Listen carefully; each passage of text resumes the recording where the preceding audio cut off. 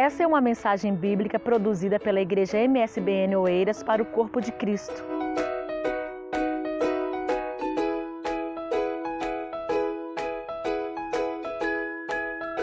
Eu costumo sempre, quando chego aqui, sempre pergunto se vocês estão felizes, né? E vocês sempre respondem que estão, né? E hoje eu quero falar um pouco sobre essa felicidade. E quero falar através da carta de Paulo aos Filipenses, no capítulo 4. Eu tive essa semana, o pastor já me convidou há algum tempo, e eu estava crente que ia ministrar outra palavra.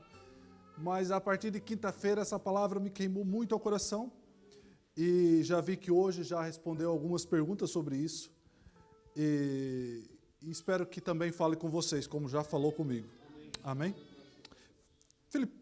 Carta de Paulo aos Filipenses, capítulo 4, do versículo 1 em diante, diz assim: Portanto, meus amados, muito queridos irmãos, minha alegria e coroa, estais assim firmes no Senhor, amados. Rogo-os a Evódia e rogo a Sintique que sintam o mesmo no Senhor. E peço também a ti, meu verdadeiro companheiro, que ajudes essas mulheres que trabalham comigo no Evangelho, e com Clemente, e com os outros cooperadores, cujos nomes estão no livro da vida. Versículo 4. Regozijai-vos sempre no Senhor. Outra vez eu digo, regozijai-vos. Seja a vossa equidade notória a todos os homens. Perto está o Senhor. Não estejais inquietos por coisa alguma, antes as vossas petições sejam em tudo conhecidos diante de Deus, pela oração e súplica, como ação de graça.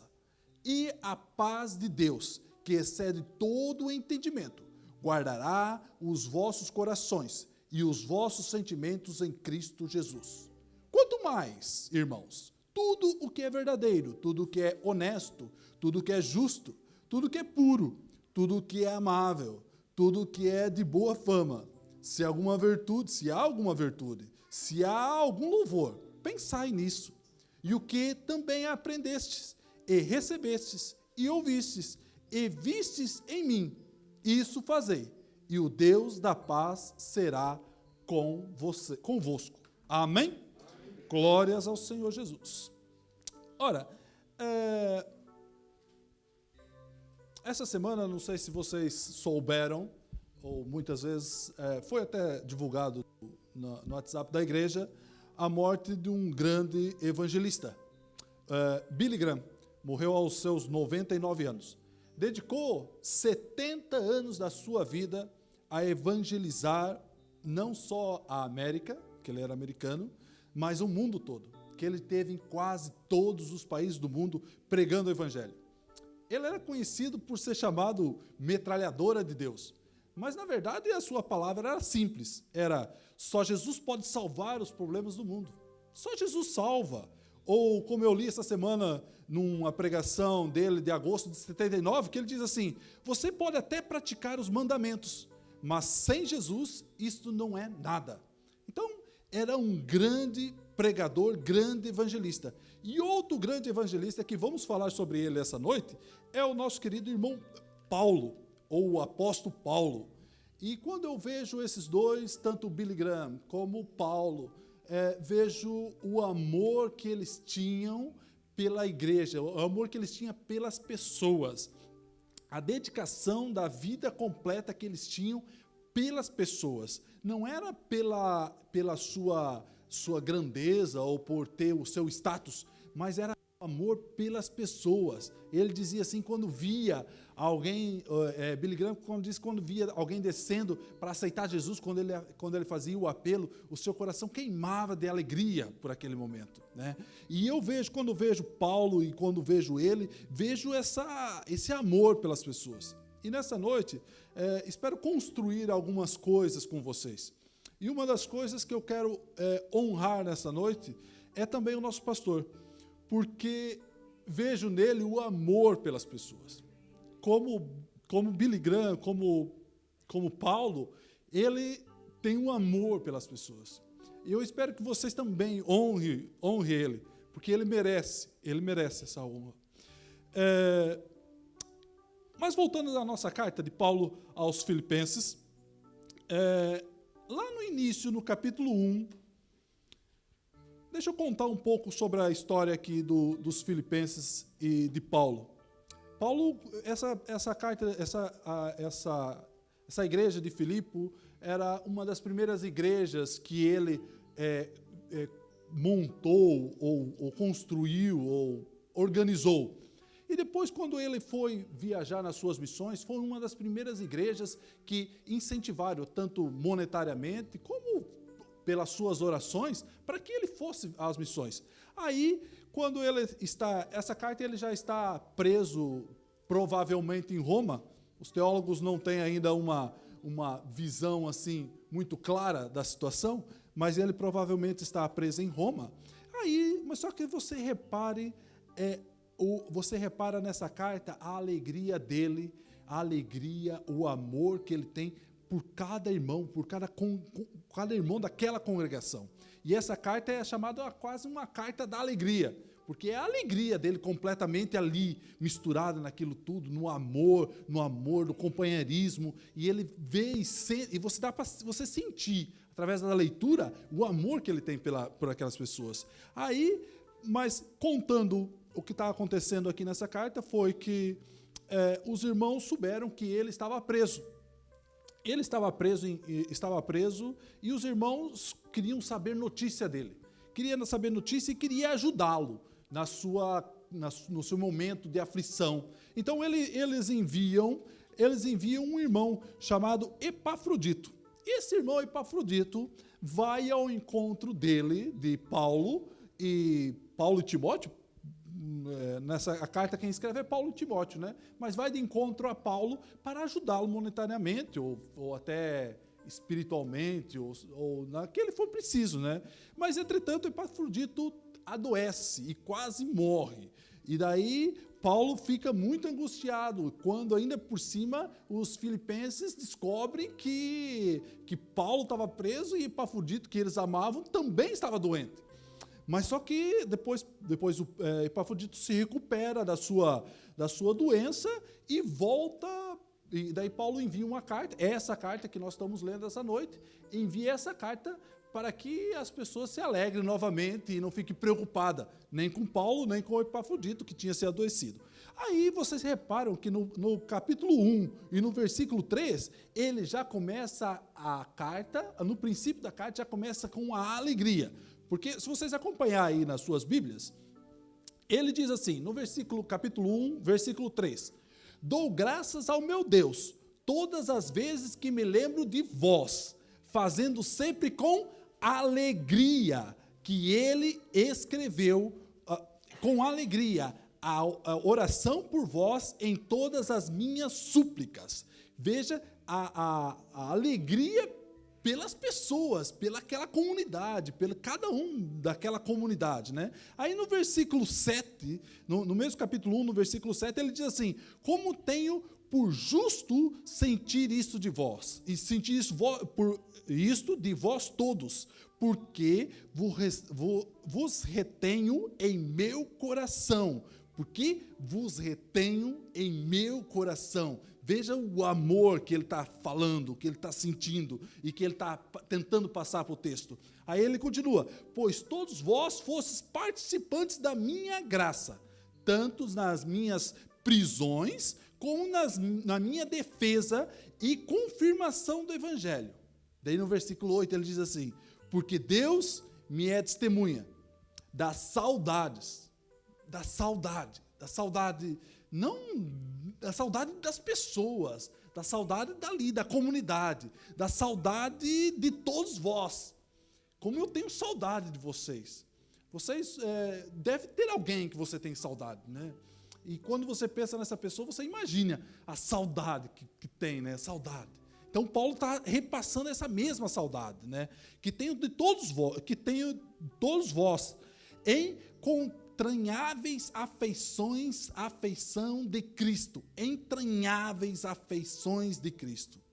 Veja a profundidade desse amor e dessa saudade que ele tinha, né? E ele está tentando repassar isso tudo aos filipenses. Aí no versículo 2, no capítulo 2, ele escreve, no capítulo 1, 2, logo no versículo 1, ele já começa assim: portanto, se há algum conforto em Cristo, se há alguma consolação no amor, se há alguma comunhão no Espírito, se há alguns entranháveis afetos e compaixão, veja que ele está demonstrando o seu amor, completai o meu gozo. Ele diz assim: vocês ainda podem completar o meu gozo, para que sintais o mesmo, tendo o mesmo amor, o mesmo ânimo, sentindo a mesma coisa. Ele está dizendo assim: eu estou sentindo isso, eu estou sentindo esse amor por vocês, esse companheirismo, eu quero ter vocês, tenho saudade, mas pelo jeito vocês não estão assim na mesma ligação que eu estou, porque há alguns conflitos aí dentro que vocês precisam ver se vocês me ajudem para que eu complete esse meu gozo, para que eu sinta a mesma coisa, vocês sintam a mesma coisa que eu estou sentindo. Aí, vocês reparem, vocês passando mais em uma folha da sua Bíblia, você vê no capítulo 3 e no versículo 1, a palavra central desses primeiros versículos é a alegria. Porque ele continua no capítulo 3, versículo 1, resta, irmãos meus, que vos regozijais no Senhor, que vos alegrais no Senhor. Não me aborreço de escrever essas mesmas coisas, e é a segurança para vós. Mas ele diz assim: alegrai-vos. A Bíblia Viva, na tradução Viva, diz: haja o que houver, meus irmãos, alegrem-se no Senhor. Daí quando eu vejo o irmão Ricardo falando hoje, né? Haja o que houver, mas alegrai-vos no Senhor, alegrai-vos no Senhor. Mas daí você pensa assim: mas ele não sofreu assim tanto. Se você der um pulo para o capítulo 4, no versículo 12, da mesma carta, capítulo 4, versículo 12, ele vai falar assim: sei estar abatido. Paulo falando: sei estar abatido.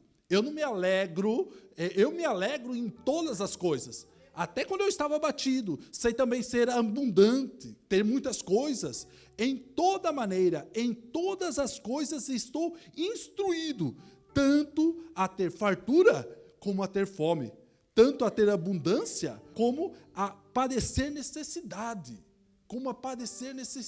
Aí, quando eu ouvi hoje o presbítero Josias, lá no Salmo 34, dizer assim: provai e vede que o Senhor é bom, bem-aventurado ou felizes o homem que nele confia.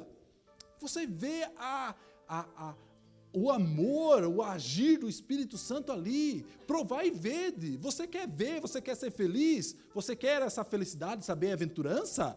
Esse homem que confiar no Senhor, ele vai ter essa felicidade. E depois, no versículo 19, do capítulo 34, do Salmo 34, no versículo 19, Josias também leu que muitas são as aflições dos justos, mas o Senhor livra de todas. Daí, quando eu olho isso, eu vejo o agir do Espírito Santo e mostrando a nós: você pode estar aflito essa noite. Você pode estar aflito em que você quiser, nas coisas que você tem no seu dia a dia.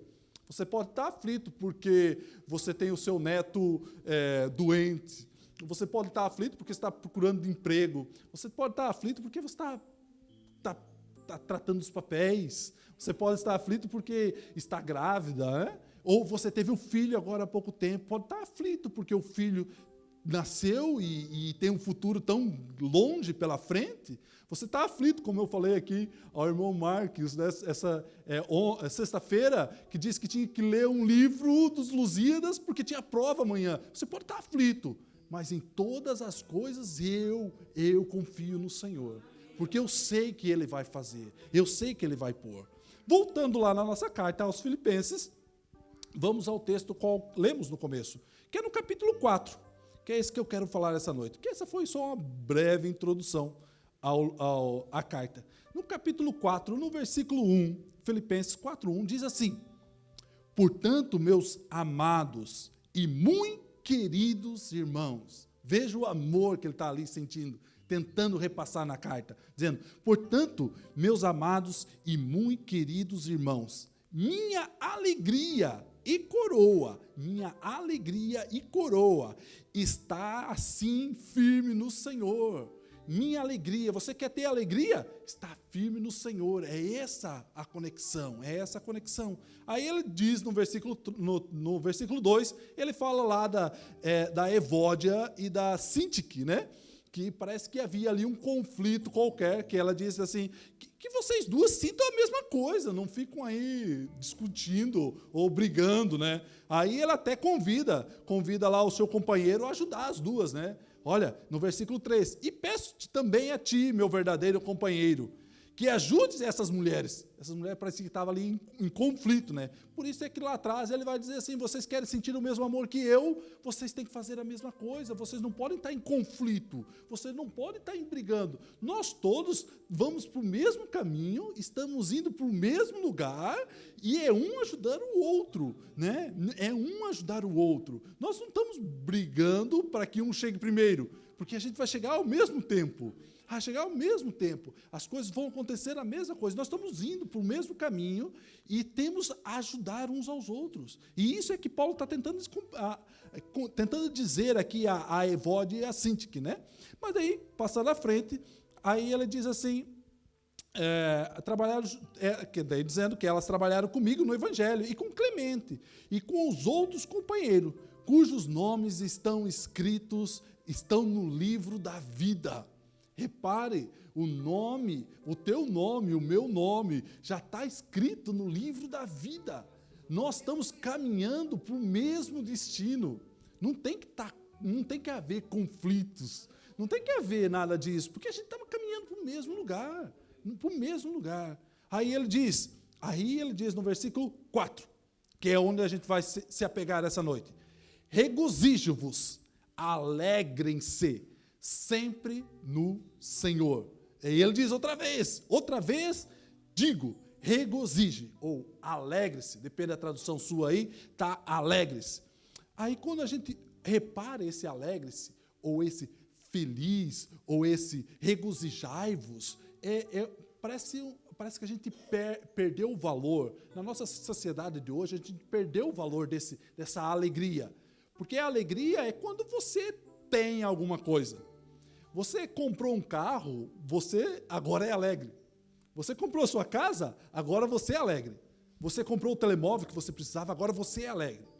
Mas o telemóvel acaba, a casa acaba, o carro acaba.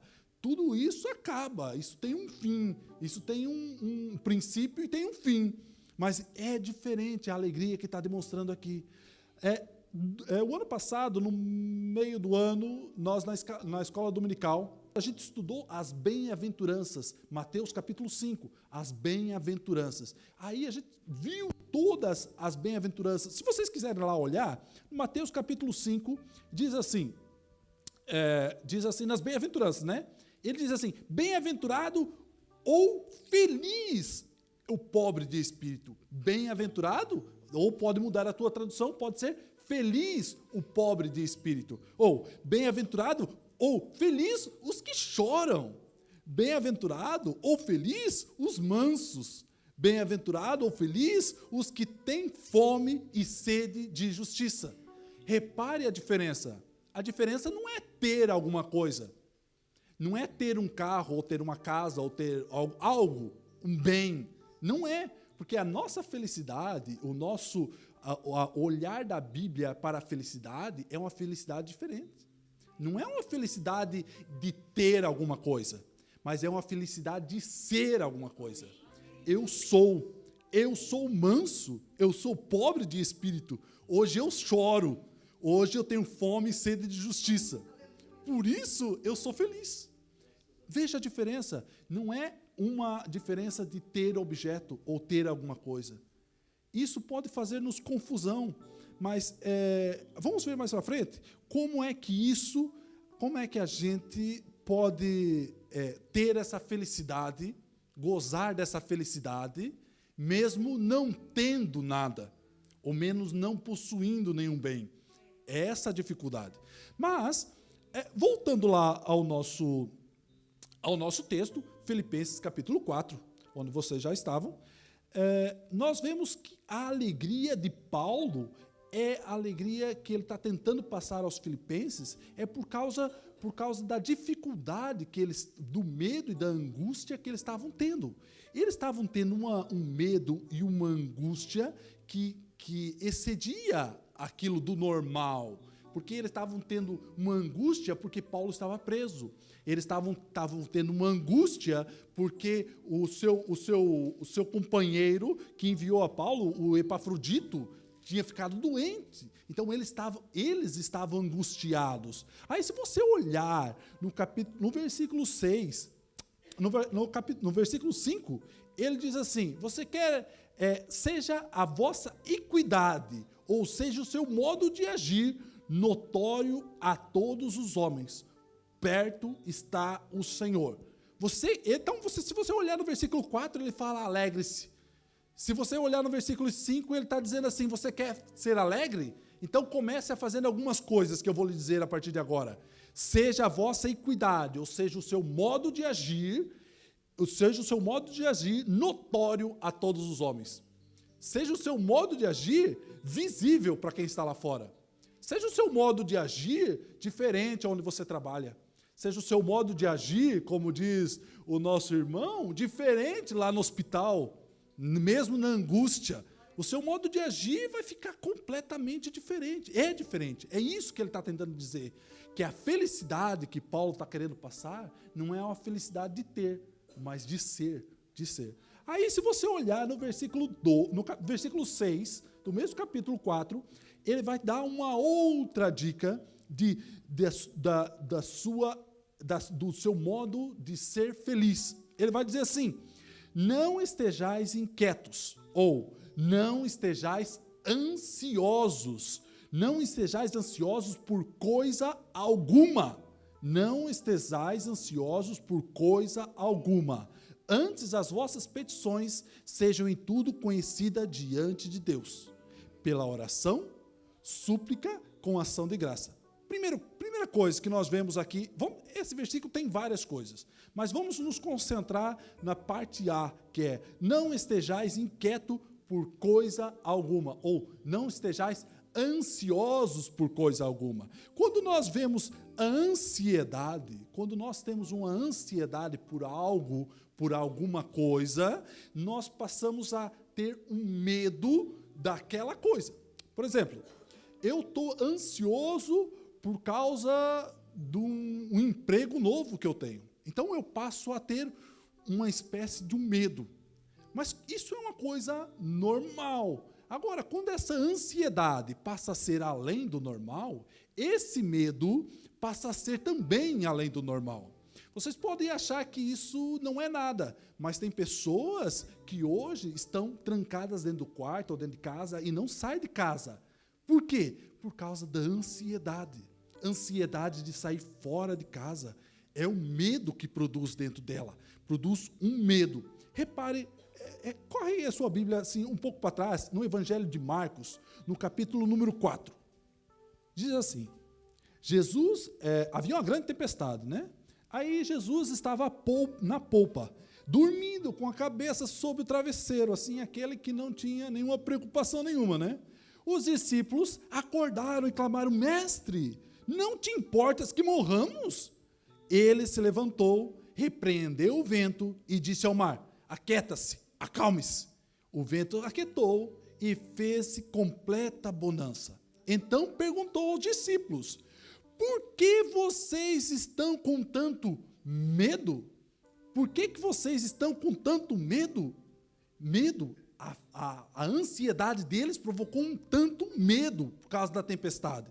Aí ele diz assim: ainda não tens fé? Ainda não tens fé? Então a gente repare que o medo provoca-nos a falta de fé. Mas não é uma falta de fé completa, uma falta de fé naquilo que está acontecendo ali no momento. Porque se você tiver uma situação em sua vida e aquilo está causando medo, vai sentindo uma falta de fé naquilo. Por que acontece uma falta de fé naquela situação? Porque você não sabe o que vai acontecer depois. Você não tem uma noção do futuro do amanhã. Você não sabe se amanhã as coisas vão dar como você estava pensando. E isso provoca em nós uma ansiedade, porque não conhecemos o amanhã. E essa ansiedade produz em nós um medo. Um medo. E essa é a falta de fé. Aí, mas como é que... Por que me falta a fé? Percebe? Por que me falta essa fé quando às vezes eu fico ansioso? Primeira coisa é que eu fico ansioso, né? Que na verdade a gente já leu lá que a gente não devia ficar ansioso, porque devia entregar tudo nas mãos de Deus. Então a primeira coisa que acontece é que eu fico ansioso. Pois eu ansioso é porque eu não conheço o que vai acontecer depois daquilo, né? Não conheço o amanhã. Porque não o medo, a falta de fé é uma falta de confiança. Uma falta de confiança no amanhã. E essa é a dificuldade, porque nós temos uma falta de confiança no amanhã que só conseguimos enchê-la ou completá-la com a nossa fé. Se nós não temos fé no que vai acontecer amanhã, a confiança, nós não conseguimos acabar com o nosso medo, com a nossa ansiedade. Aí, se vocês olharem lá no Evangelho de João, no capítulo 14, no versículo 27, Jesus diz uma coisa fantástica. João, capítulo 14, versículo 27. Ele diz assim: deixo a paz a você. A minha paz dou a vocês. Não a dou como o mundo a dá. Ou, não, vamos dizer assim, não a dou através dos bens que eu estou te dando. Eu não te dou a minha paz através daquilo que você possui. Não é essa paz que eu estou dando. É a minha paz. Não se perturbe o seu coração, nem tenham medo. Não perturbe o seu coração, nem tenham medo. O medo e a ansiedade nascem no nosso coração e na nossa vida de tal maneira que às vezes é impossível você dominar aquilo. E parece que as coisas do mundo vêm nos engolindo. Parece que cada dia mais a gente tem dificuldade de lidar com essa situação. Porque a ansiedade nos provoca parece que abre o chão e você é engolido por aquilo tudo. Parece que os seus problemas são maiores do que tudo aquilo. Você não vê a solução. Você não vê a solução daqueles problemas que estão acontecendo. Parece que é maior que todas as coisas. Aí você, claro, acontece o quê? Fica ansioso, ansiosa, com medo daquilo que vai acontecer, com medo do futuro, com medo das coisas. Aí, na primeira carta de João, no capítulo 5, no versículo 4, João diz assim: o que é nascido de Deus vence o mundo. E esta é a vitória que vence o mundo, a nossa fé. A nossa fé. Você quer ter uma vitória sobre a sua ansiedade, sobre o seu medo? É a fé. É essa a fé que provoca a vitória. Mas daí vocês podem perguntar, mas o que é fé na verdade, né? Aí você vê aquele versículo muito famoso, Hebreus 11:1, né? Que diz: ora, a fé é a certeza daquilo que esperamos e a prova das coisas que não vemos. É a certeza daquilo que esperamos. É a certeza do amanhã. É uma certeza que aquele problema que você está passando vai ser solucionado. É a certeza daquilo que você tem, que a preocupação que você tem, a ansiedade ou o medo que você tem, vai ser solucionado. Porque é essa fé do amanhã, né? E depois ele continua. Nesse mesmo versículo ele diz, a prova das coisas que não vemos. Não vemos. Você não vê a solução. Você parece que não vê uma luz no fim desse túnel. Parece que o túnel não tem fim mesmo.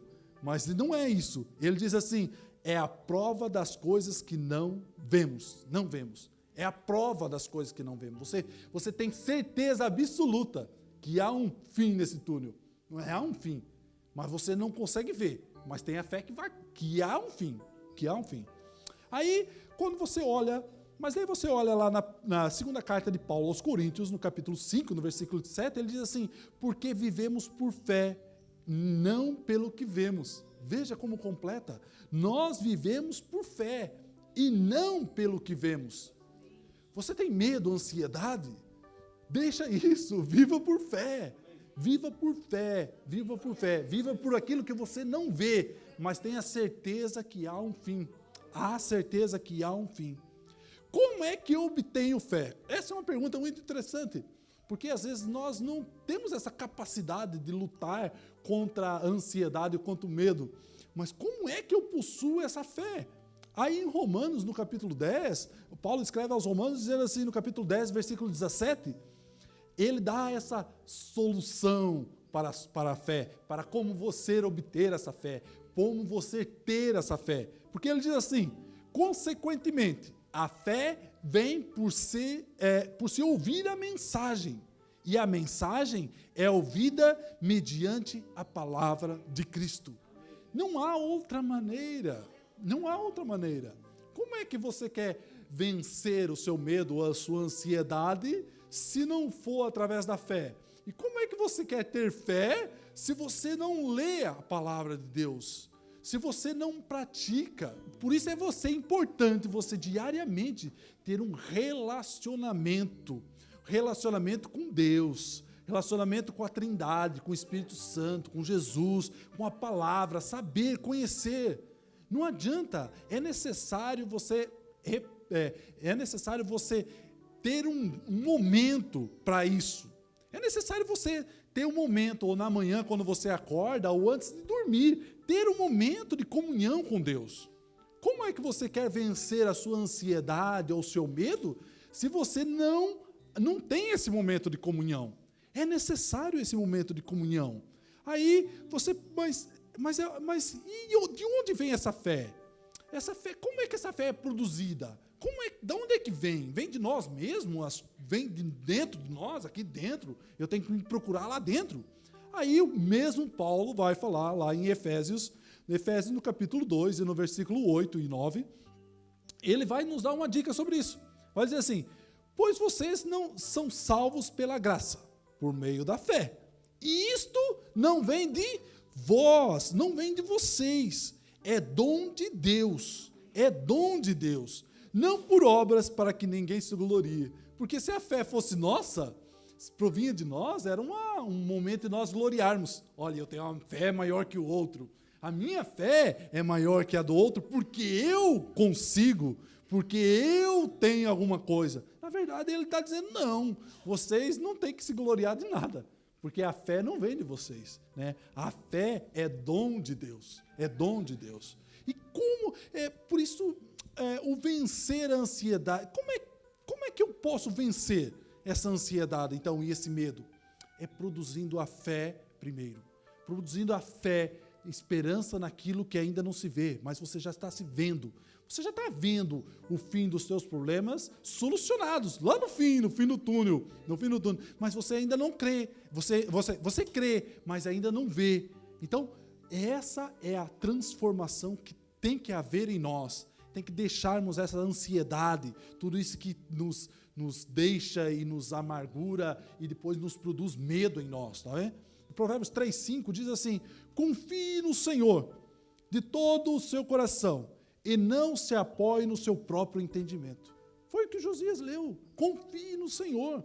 Confie no Senhor. Uma das passagens bíblicas de Jesus que me chama muita atenção, não pela positiva, mas pela negativa, pela falta de fé, é quando lá acontece, lá em Lucas, no capítulo 8, no versículo 37, no capítulo 8, né? Mas a gente vai ler só o versículo 37, mas há lá quando Jesus chega e expulsa lá uma legião de demônios.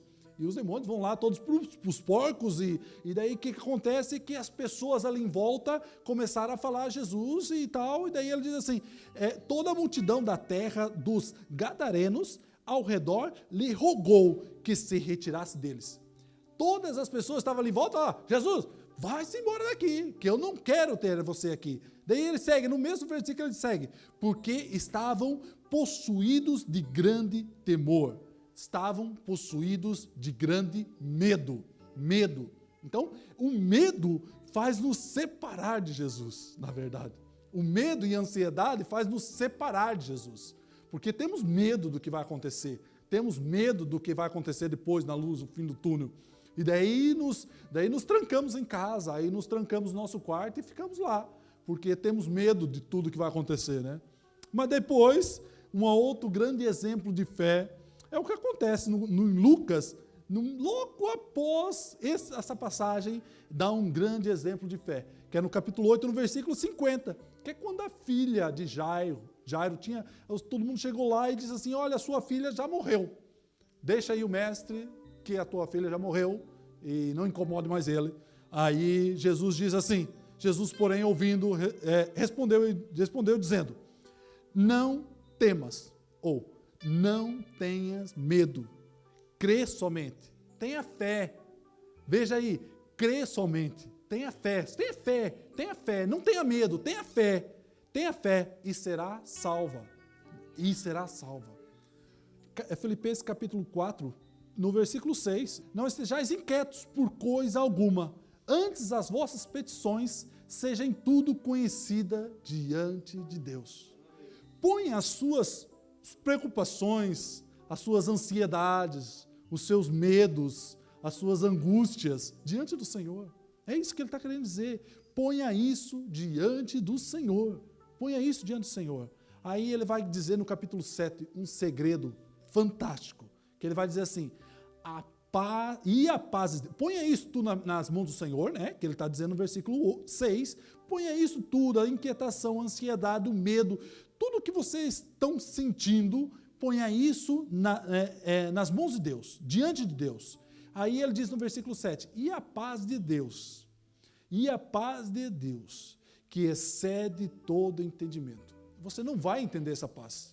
Não adianta você querer perguntar, como é que é essa paz? Como é que é essa tranquilidade de você não se preocupar e confiar em Deus? Não dá para entender. Excede o nosso entendimento, excede o nosso pensar, excede tudo que nós planejamos, excede, porque nós confiamos em Deus e pronto, acabou. Você não volta mais lá, não vai buscar mais o seu medo de volta ou a sua ansiedade. Você não vai deixar tudo lá nas mãos de Deus.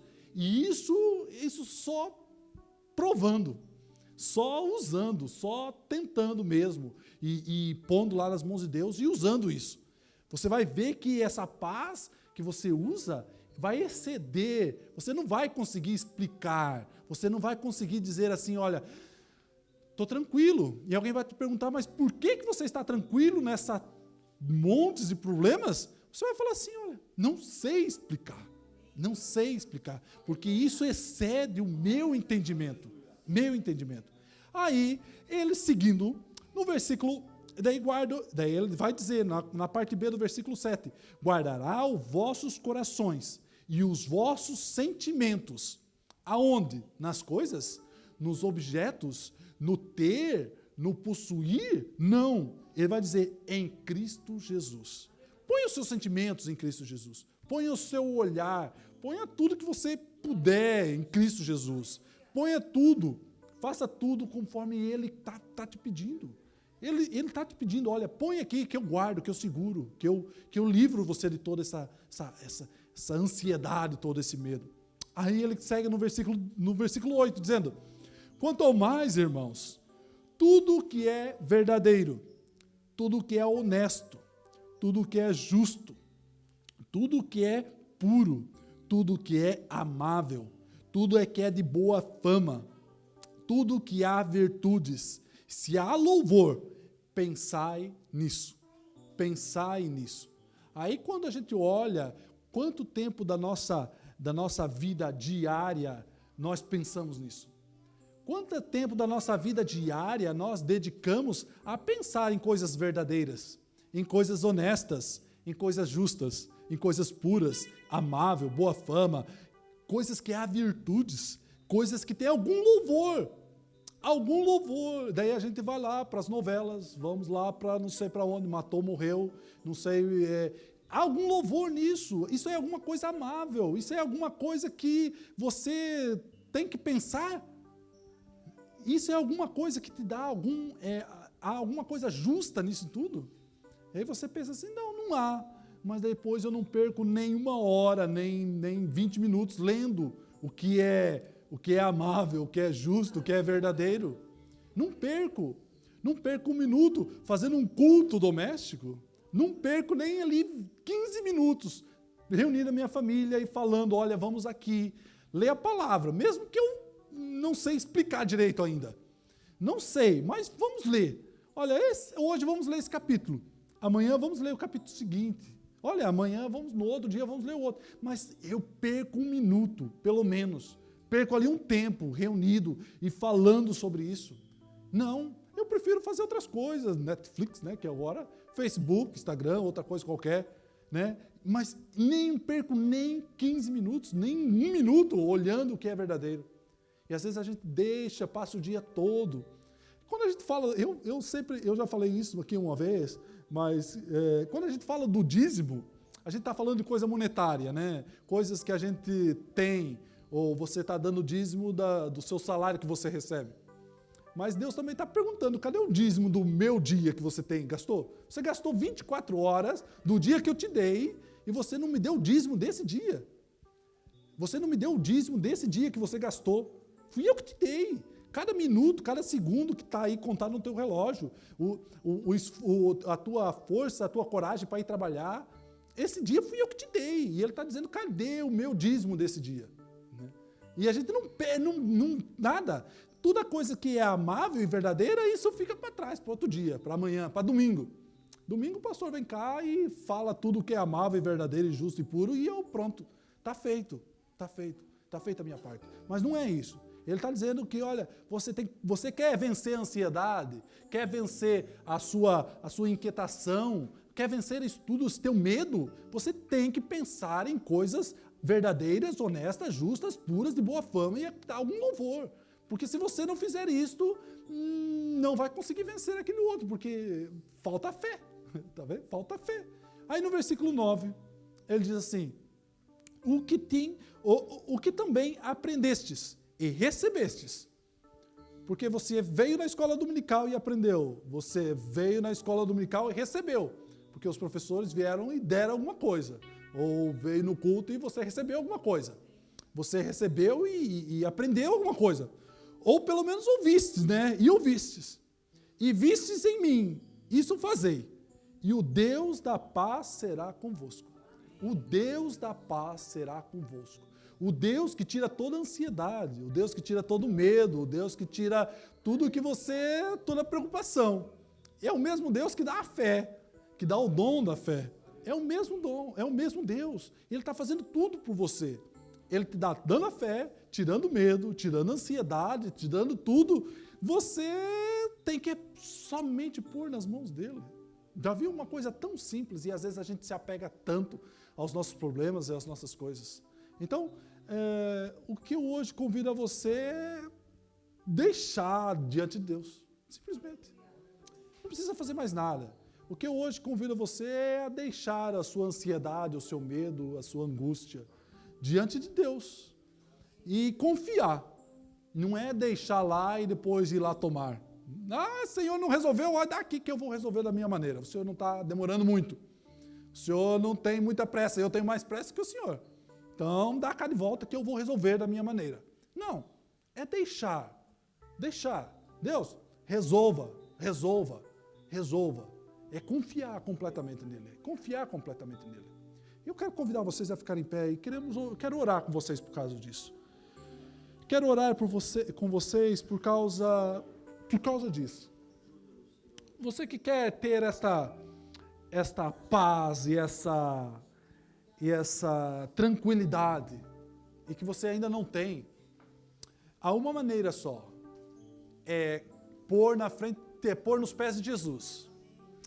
Você que ouviu Jesus hoje pela primeira vez, ou nunca ouviu Jesus, ou não sabe quem é Jesus, ou quer desfrutar de tudo isso que eu falei hoje, que é só desfrutar, não há outra maneira. Não há outra maneira. Você tem que se deixar deixarem entregar e pronto, acabou. Não há outra maneira. Eu convido você a fechar os seus olhos e pôr isso tudo, as suas aflições, as suas angústias, na frente dele hoje, agora, diante dele, e falar: Senhor, me dê fé, me dê fé.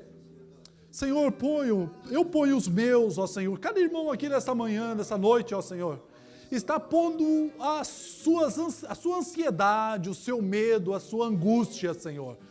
Quer voltar a ter aquela felicidade, ó Senhor, que um dia tiveram, ou se afastaram de Ti, Senhor Jesus, e hoje quer voltar a ter essa felicidade contigo, essa comunhão contigo, Senhor Jesus. Meu irmão, põe no teu coração, entrega o seu coração completamente a Ele. Não fique com nada, confie nele que Ele fará. Confie nele que as coisas serão feitas. Entregue, não se apegue a essas coisas. Não se apegue o seu coração a nada, porque Ele fará tudo o que é para ser feito. Tudo o que é ser feito. Senhor, eu ponho esse meu irmão que agora está pondo as suas aflições e o seu amor e as suas angústias, ó Senhor, diante de Ti. Pai, que o Teu amor, que a Tua verdade, que a Tua justiça esteja sobre eles. Que o Teu Espírito Santo, ó Senhor, os conduza para perto de Ti. Que o Teu Espírito Santo e o Teu amor conduza, Senhor, a verdade, a pura verdade.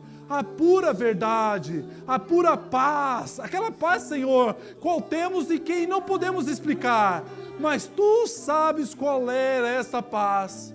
Senhor, que a Tua graça esteja sobre eles, conduza-os, ó Senhor, por esse caminho do medo, por esse caminho da ansiedade, e põe a eles, ó Senhor, uma luz nesse fim desse túnel, ó Senhor. Deixa eles ver a solução desses problemas todos, ó Pai. Que a Tua graça e a Tua justiça estejam sobre eles, ó Senhor. Que a Tua graça e a Tua justiça estejam sobre eles, ó Senhor. Esta foi mais uma mensagem bíblica produzida pela MSBM Oeiras. Siga-nos nas redes sociais, Facebook, Instagram, subscreva o nosso podcast e também o canal no YouTube. Saiba mais em msbmportugal.com.